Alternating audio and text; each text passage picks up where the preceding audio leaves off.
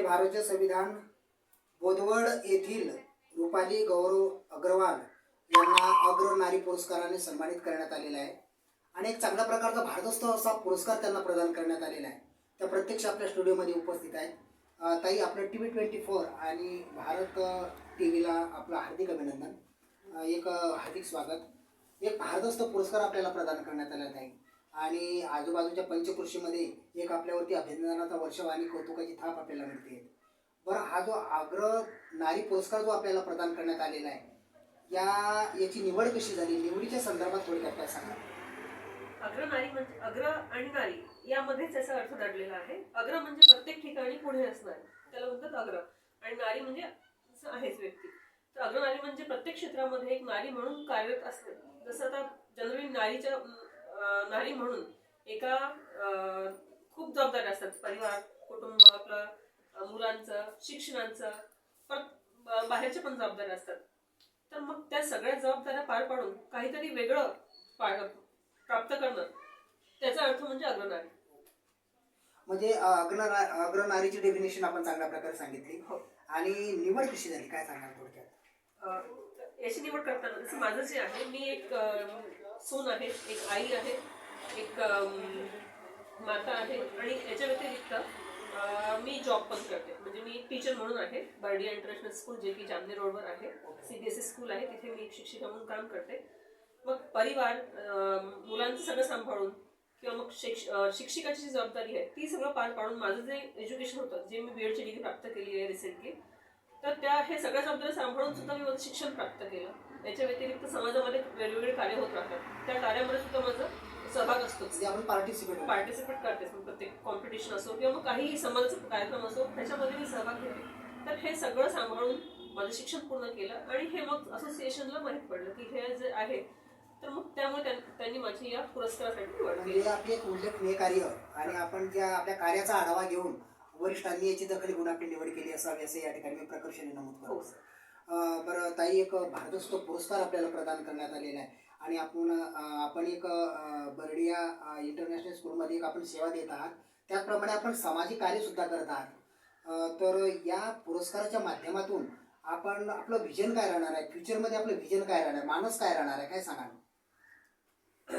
हा पुरस्कार मला प्राप्त झाला तर याकडून मला फार प्रेरणा मिळालेली आहे. पहिली गोष्ट म्हणजे आपण काही करतो, ठीक आहे. आता एक नारी म्हणून एक विचार असते की माझ्यावर कुटुंबाची जबाबदारी आहे, माझ्यावर मुलांची जबाबदारी आहे, मी दुसरं काही करू शकत नाही. पण असं नसते. जर आपण ठरवलं तर आपण सगळं काही प्राप्त करू शकतो.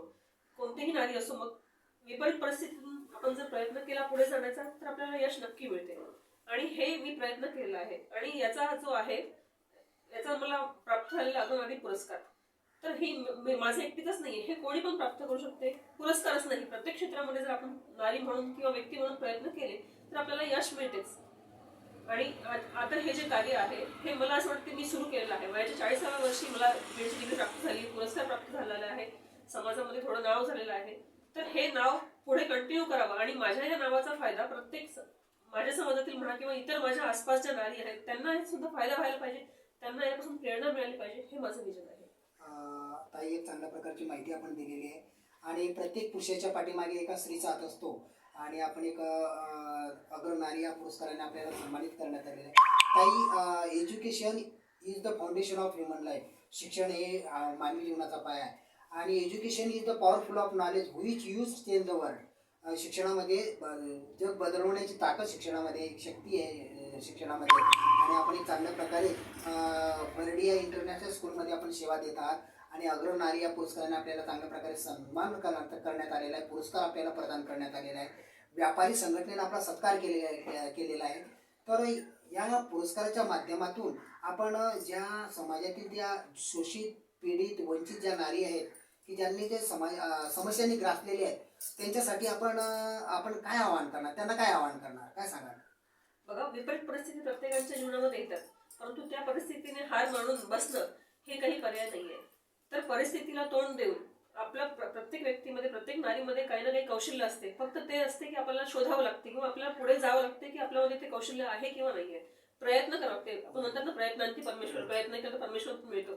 तर हेच सांगायचं आहे मला. पीडित असो किंवा शोषित असो, हा शब्द मागे ठेवून आपण एक नारी आहे आणि प्रयत्न केल्याने सगळं काही प्राप्त आपण करू शकतो. तर हा आपले जे प्रयत्न आहेत शिक्षणाचे असो किंवा प्रगतीचे असो ते सुरू ठेवले पाहिजे. हाच माझा म्हणजे प्रयत्न तुमचं कार्य आणि त्याला मेहनतीची जोड असली तर आपण यशाचं गौरीशंकर गाठू शकतो. बरं ताई, एक महत्त्वाचं की आपण नारी रत्न पुरस्काराने एक अग्रनारी या पुरस्काराने आपल्याला सन्मानित करण्यात आलेलं आहे. पंचकृषीमध्ये आपली एक चांगल्या प्रकारे आपल्यावरती कौतुकाची थाप जे आहेत गोपाल अग्रवाल, जे की व्यापारी मंडळाचे अध्यक्ष पण आहेत आणि भारतीय अग्रवाल संमेलनाचे ते महामंत्री पण आहेत. आता माझ्या लग्नाला 15 वर्ष झाले जवळपास. प्रत्येक वर्षी कमीत कमी ते 3-4 पुरस्कार आणतात. म्हणजे घरामध्ये वस्तूंपेक्षा पुरस्काराची संख्या जास्त आहे सर. आणि त्या पुरस्काराला पाहून आम्हाला नवल वाटायचं की आज हा पुरस्कार आणला, या महिन्यात हा पुरस्कार आणला. हे प्रत्येक पुरस्कार पाहून आम्हाला असं वाटायचं की आम्हाला पण कधी असा पुरस्कार कधी मिळेल का, ही आशा आम्हाला असायची. आणि ह्यासाठी हे प्रयत्न केलेले आहेत. पहिली गोष्ट म्हणजे सासरे, ज्यांच्याकडून आम्हाला प्रेरणा मिळालेली आहे. दुसरे म्हणजे माझे जे पती आहेत गौरव अग्रवाल, त्यांनी सुद्धा मला हे जे पुरस्कार प्राप्त करण्यासाठी जे काही मी धारण केलेलं साध्य केलेलं आहे, शिक्षण म्हणा किंवा जॉब म्हणा, तर त्यांचा सुद्धा फार सपोर्ट मला राहिलेला आहे. याच्याशिवाय माझी सासूबाई, माझे मुलं, परिवार, समाज आणि स्पेशली म्हणजे माझे शाळेचे कर्मचारी सुद्धा यामध्ये सहभागी झालेले आहेत. म्हणजे मला शाळेचे प्राचार्य, शाळेचे शिक्षक, परिवार सगळ्यांनीच मला हे जे कार्य आहे हे कार्य करण्यामध्ये त्यांनी सहभाग घेतलेला आहे किंवा मदत केलेली आहे. त्या सगळ्यांचे मी धन्यवाद करेल आणि सगळ्यांचे श्रेय मला याच्यामध्ये आहे. माझा एकटीचा याच्यामध्ये नाही आहे सहभाग.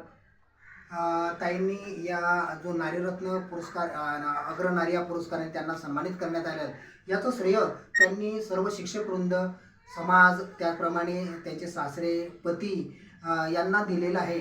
आणि एक चांगल्या प्रकारचं व्यक्तिमत्व, एक सोज्वळ, मनमिळावू आणि सडेतोड असं व्यक्तिमत्व ताईंचं आहे. एक चांगल्या प्रकारे याही एक आपल्या TV24 नॅशनल न्यूज आणि भारत TV लाईव्ह न्यूजतर्फे त्यांच्या पुढील भावी वाटचालीस हार्दिक शुभेच्छा. याही पुढे जाऊन सांगतो की उडत्या पाखराला परतीची तमा नसावी, उडत्या पाखराला परतीची तमा नसावी, डोळ्यात नेहमी नवी दिशा असावी. उडत्या पाखराला परतीची तमा नसावी, डोळ्यात नेहमी नवी दिशा असावी. घरट्याचे काय बांधता येईल केव्हाही, पण आकाशी झेप घेण्याची जिद्द मात्र मनात असावी. अशी उंच वरारी अग्रवाल ताईंनी मारलेली आहे. यशाचं गौरीशंकर गाठलेले आहे. पुनश्च आपल्या TV24 नॅशनल न्यूजतर्फे त्यांच्या पुढील भावी वाटचालीस हार्दिक शुभेच्छा. Jogilal Surwade, TV24 national news.